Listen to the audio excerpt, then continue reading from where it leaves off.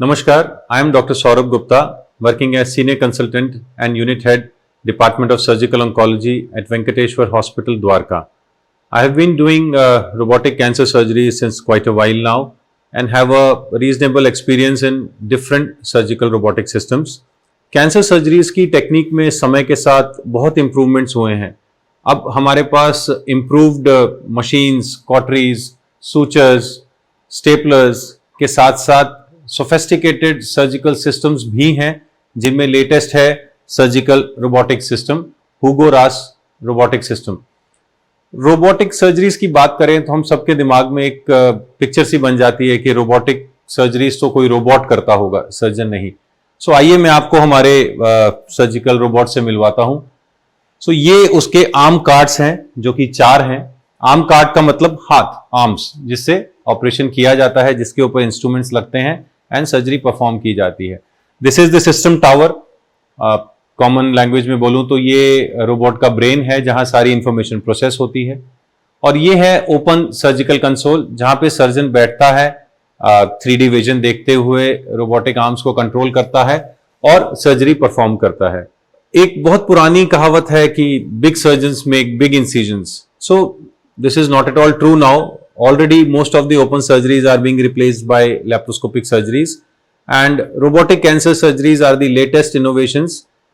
Cancer surgeries की बात करूं तो वो बहुत एक्सटेंसिव सर्जरीज हैं, लंबी चलती हैं, ब्लड लॉस ज्यादा है and we need to clear the tissues with adequate margins, clear the disease with adequate margins. तो ये सब अगर रोबोटिक सिस्टम अवेलेबल है तो बहुत इजीली किया जा सकता है, बिकॉज रोबोटिक सिस्टम्स में we have 3D vision, magnification, आपके हाथों के ट्रेमर्स को कंट्रोल किया जा सकता है.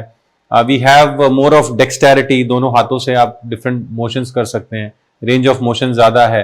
So we can reach into far out corners of the abdomen जहां हम ओपन तकनीक से नहीं पहुंच सकते.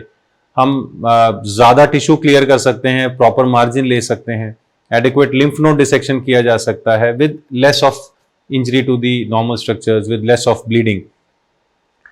एक एग्जांपल दूं तो अगर हम कोई पेल्विक सर्जरीज कर रहे हैं तो हमें जो मेजर वेसल्स हैं पेट की, आउटा, आईवीसी या पैरों की जो मेन वेसल्स हैं जिसको हम इलियक वेसल्स बोलते हैं, उनके ऊपर से हम लिम्फ नोड्स को बहुत इजीली क्लियर कर सकते हैं.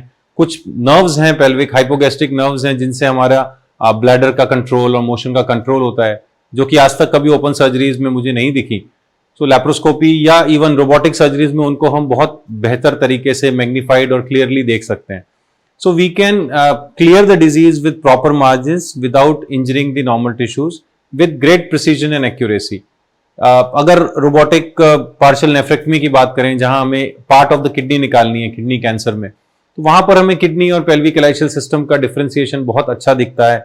हम प्रॉपर सूचरिंग कर सकते हैं एंड यूरिन लीक के चांसेस कम हैं. नॉर्मल किडनी को ज्यादा से ज्यादा बचाया जा सकता है विद प्रॉपर मार्जिन्स लेते हुए कैंसर को निकाला जा सकता है. तो रोबोटिक सिस्टम से कैंसर सर्जरीज बहुत सेफली की जा सकती हैं. सो आई वुड से कि ये सर्जरीज कैंसर सर्जन ही करते हैं रोबोट को कंट्रोल करते हुए. So don't be afraid and always keep an option of robotic surgeries in your mind. अपने ऑन्कोलॉजिस्ट से डिस्कस कीजिए and feel free to contact us for more information. Thank you.